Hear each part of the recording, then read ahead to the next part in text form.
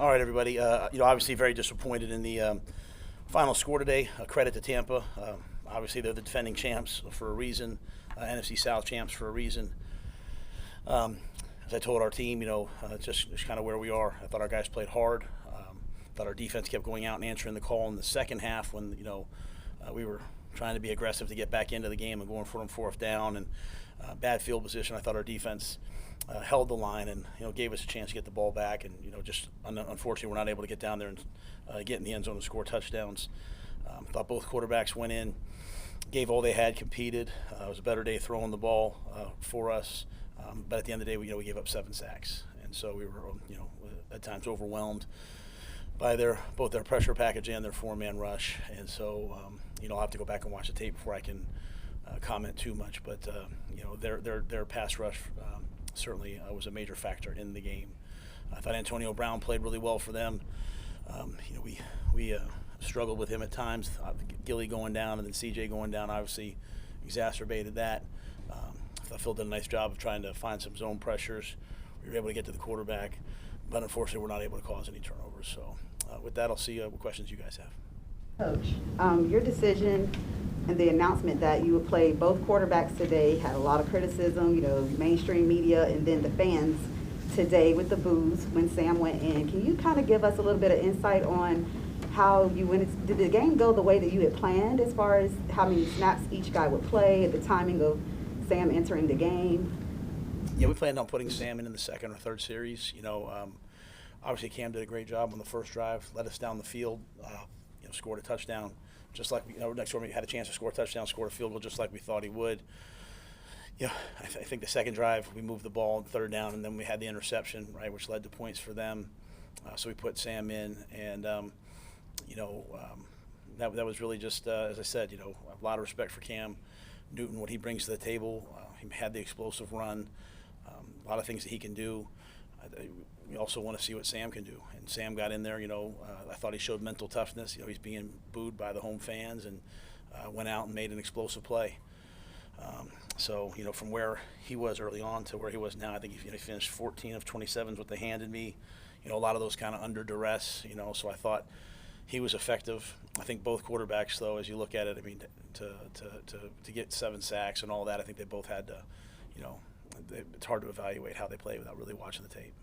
Just to be clear, regardless of the interception, it was always the plan to put Sam in on the third or fourth series. What I said was our second or third series we'd hope to put him in. But again, I don't ever make promises. I always say, hey, this is what I'm planning on doing. So both guys knew that, and we kind of see how the game played out. Put Cam back in the second half. I'm hoping that his combination of throwing and running could give us a spark. It got to be like a 2 or 3 score game, so we put Sam back in, and at the end, it was truly just kind of a drop back game. So, put Sam in that situation, see how he would respond. He moved us.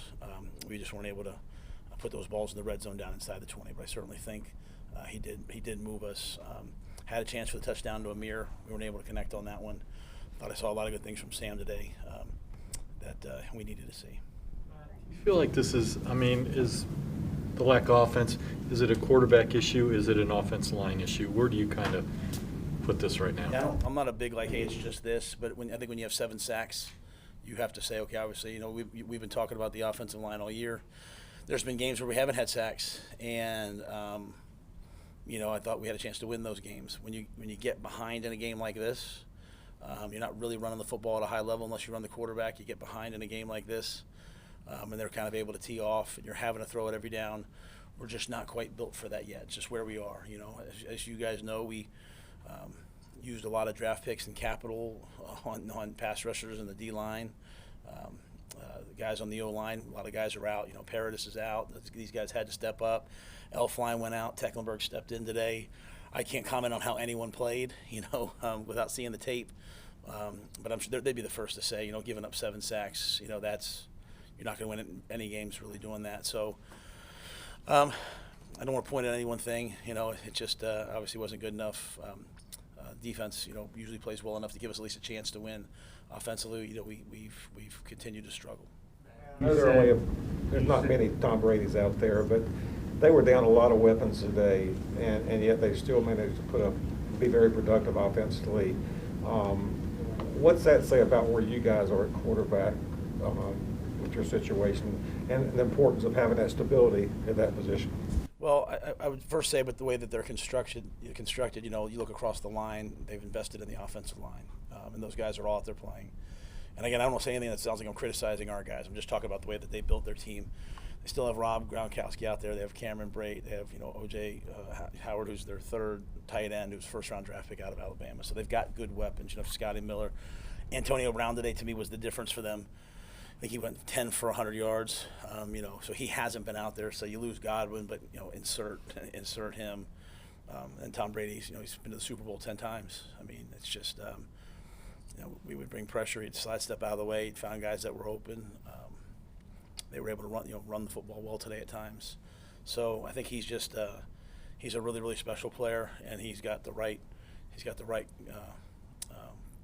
group in front of him, and he's got enough weapons outside that he can be successful. So, I think I said to you guys earlier this week, that team struggled for several years, and they acquired a lot of pieces. And then the quarterback showed up, and Gronk showed up, and Antonio Brown showed up, and now they're one of the best teams in the league. And so, we're not them yet. We're aspiring to be them. We're trying to add pieces as we go and develop guys and draft guys and sign guys. And we hope that we can get there. So it's painful while it's there. I understand everyone's frustration. I'll say this, the people at the Tampa Bay were frustrated 2 years ago, 3 years ago, but they stayed true to what they did, and it's working out. But Tom Brady is by far, let me just say this, he's special beyond special. Joe, I'm sorry. You said, you told the team this is just kind of where you are right now. What did you mean by that? I thought that they played hard. I said, this is where we're at right now. We didn't play well enough to win, and we've got to keep grinding to get better. Not in terms of like an excuse or anything. It's just like, hey, I have no issues with your effort. I mean, it's hard to say these things after a loss, right? Because my first thing is this, we never accept losing, but like to have guys, to wake up this morning and find out, hey, basically your special teams captain and third receiver can't play. To wake up yesterday and find out that, hey, your corner who plays, your second corner can't play. Other guys just kind of getting signed off the practice squad, ready to go. I'm proud of all those things. To me, everyone sees the results. I get it, but there's a process happening underneath that, everyone's kind of looking at it like, well, it's not working, Matt. It's not working, Matt. And I'm just saying, like, when I see all the good things that are happening, I'm like, I believe that it is. So I was proud of their effort. I was proud of the defense to keep. I mean, the defense could have been like, man, the offense is terrible today, and they could have let them score 2 more touchdowns. But they went out there and they played coverage and they got to Brady and they stopped them and all those things. And then the offense, DJ Moore's been hurt all week. Robbie, they took us right down the field, and we had a 4th down throw in the end zone to try to win the game. So when I say this is kind of where we're at right now, just meaning like they're the defending champs. We're chasing that. Like we want to be that, and I'm not going to apologize that we're not there yet. I'm saying, like, I know the work that everyone's putting in to get there, right? To get to where they are. So I don't want our guys to apologize for the work that they're putting in. We just have to work harder and continue to work and get better. And I think it says a lot about the team that they're not quitting.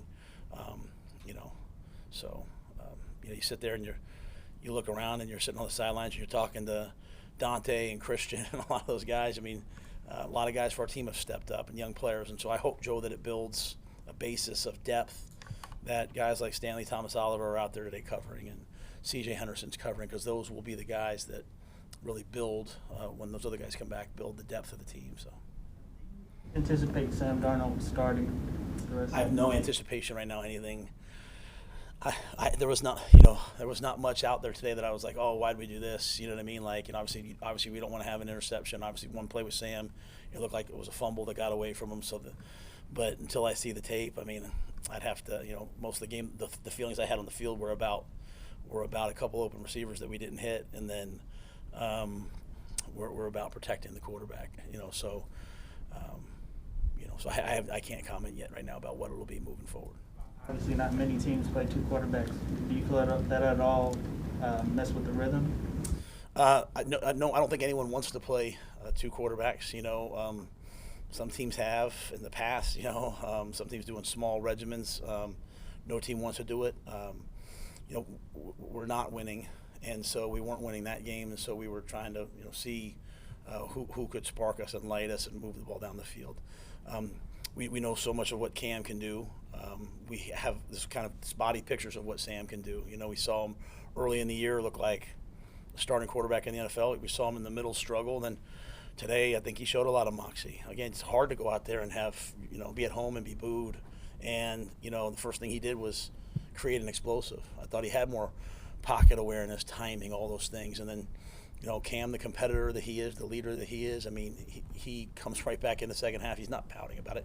Neither one of them should be happy about what's happening right now. Neither one of them. And I'm sure they're not. But when you sit down and you talk to Cam Newton and you sit down and talk to Sam Darnold, but especially when you talk to Cam Newton, he's a competitor and he just wants to be coached hard and he wants to win. So, we have a lot to figure out just about, who can do what. And so I'll have to watch the tape and hopefully give you guys better answers during the week. How do you feel about the booing? To hear fans boo the team or boo players. What are your thoughts on that? Yeah, I mean, I come from Philadelphia. To me, it shows that people care. Walking off the field, people booing. We're not winning. I have no problem with that. People spent their hard-earned money to come watch us play. It's part of it when you're the head coach, when you're the quarterback.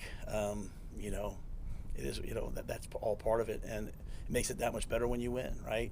But I will much prefer passion over apathy. I'd much prefer pressure over nothing, right? I mean, I could do something else. So I think our fans have been great. They support us, and sometimes you need to be booed. Now for Sam, I hate it for him because all he's done is played hard and got hurt. He's just not Cam, right? And what Cam means to so many people. And, but that's Sam was able to handle that. So I have no issue with our fans. What the fans deserve is they deserve a winner. And they saw a really good team early in the year, and they're not seeing it right now. And so I understand their frustration. What I believe is happening is I believe that we've undergone a lot of things, and a lot of things are growing within the program. I believe it's going to take off at some point. But my job is to win today, and I wasn't able to do it. So my job is to go to New Orleans next week and win. I have to find a way to do that. So that's why I always have kind of a dual perspective, right? I see the work, I see the improvements, I see the things that we're doing, I see the growth on defense, I see the growth on special teams, I see Laram shows up on Wednesday and makes a field goal today. I see all these things, that unique situations that no one's ever really had a kicking tryout before a game. So we've had such a unique year in that way. So I see the way the guys overcome it. All that being said, we lost, and you are what your record says you are. And so I should be booed as I walk off the field. Obviously, I never want our players to be booed. You know what I mean? But that's for them. I mean, we're the men in the arena. This is what happens. So I think our fans are great. The potential that they were booing the decision to take Cam out, because did you ever, given that this could have been his last home game, did you ever consider putting him back in for any kind of curtain call? Yeah, I don't see Cam as anything other than a competitor, and I wasn't going to put him in some sort of gratuitous. I don't think he would want that. I think he wants to come back tomorrow and go compete to play next week. I think he's been against all of that, right? And so part of this for me, this is Cam's game number 6 for us, right? So we're he hasn't had the full, So when I sit there and say, hey, I want to see Sam, I also want to see Cam. You know what I mean? I want to see where he's at in his career and the good things that he can do. And I know the great things that he's done, and I've seen the flashes of all the great things that he's done this year. It's hard to play quarterback when you're getting hit. I mean, we all talk about one position, but it's all these things around it too. So I haven't done a good enough job as the head coach to allow Cam and Sam and PJ to be successful, because they don't have 200 yards rushing next to them, and they don't have a clean pocket and all those things. I understand completely why people are like, why are we going back and forth between these two guys? And it's just it's a targeted decision that I understand is not popular, but it feels like it's what's best for the Carolina Panthers right now. And I hope both players respect it. Is it hard for them to get in rhythm? I'm sure. At the same time, great players, when you're called on, you go out there, and Sam was called on. He went out there. He took us right down the field. Cam took us right down the field his first drive. So to me, it's about the O-line, the running backs, the receivers, the whole system, all the things that we have to improve upon, allowing our quarterbacks to also be successful. I would hate to ever drop anything on any one person, especially someone that's been here for just a couple weeks. Matt, sorry. How do Fans are obviously frustrated, and maybe you answered this in your previous, but how do you explain to them that the process is working? Yeah, I don't know that I can say. I don't know that anyone wants to hear that, nor should they. You know, I just think when you look at most teams that start over, you know, in terms of like last year, you guys would call it a rebuild. I'd always try not to use that word. I'm like, well, you know, we're building, but like when you walk in the building and you know Luke Kuechly leaves and James Bradbury leaves and all these people leave, they're not my, and you're kind of like, okay, who's left over? It's like you ever see the Will Smith Fresh Prince of Bel-Air where he's kind of looking around the house like a lot of people left, and it's like, okay, we got to start over. And so I hate it for our fans that we're not winning, and I know how much they want to win. I hear it from them. You know, I hear you. But when Dave hired me, he said that I want it done right. I want it done for the long term. I want you to build it with young players that grow. So like when I look out on the field and I see the Jeremy Chins and the Stanley Thomas Olivers and the Miles Hartsfields and all these guys, like sometimes you're not ready to win with a ton of first and second year players, but they're growing up in this system. They're growing up with the way that we do things, and I believe that we've seen flashes of what we can be. We saw flashes at Arizona. I think when you start over and you, as people have written articles, you didn't have a great 2019 draft and we lost a lot of good players, like it takes a couple drafts to get there. So I don't say any of that as excuses. I say that as this is the plan. The plan was never like, hey, year two, like even when we won the first 3 games, it was like, man, we have so many things we have to fix. And so to go into this year and to lose Christian and, you know, we said, hey, coming this year, we said, hey, we'll go as far as, you know, we play well in the O-line and the quarterback position. And we've played 3 quarterbacks. And that's nothing against any of them. Just we don't have stability there because of the way the year's gone. Offensive line-wise, we haven't had stability there. So I see why people could say, hey, it's not working, you're losing. You know, and some of these games like this 32-6, like, come on, it doesn't even look like it's close. I completely understand that. But what we did was we made a decision to build it from the ground up with young players, and young players make a lot of mistakes sometimes. And you know, we brought in targeted veterans. I think we'll hit free agency in the draft, and we will re-sign a bunch of the players that are here that have been through it for a couple years for us. I think when you look at guys, I'll finish with this. I think you look at the success that some players in this have, because when you come from college, hey, is he a college coach? Is he a college coach? Like, I see the success Curtis Samuel had when a career year for us, and he went and signed well. Man, Hurts, you know, these guys were good players beforehand, but I see the guys that are coming up now, they're going to be big dollar free agents for us. A lot of guys are having a lot of individual success and having their best years playing for us. If you just keep doing that and keep adding the right pieces, then eventually everyone, you know, you have a really good team. So we have some key areas that we have to fix, whether that's to coach them better, to do a better job organizationally better. But I believe it's 1,000% working. I just know no one can see it, and I apologize. As I tell our team all the time, it took Jay-Z like 7 years. It took him 7 years. He had to start his own agency to become famous, to become an overnight sensation. Like, it takes time. But I will finish by saying I respect the fight. I respect C.J. Saunders waking up this morning and being like, oh, you guys need me? I'll be at the hotel in 5 minutes. We have a good group, so there's some good, healthy things happening. We've got to win some games. Merry Christmas, everybody. Happy holidays.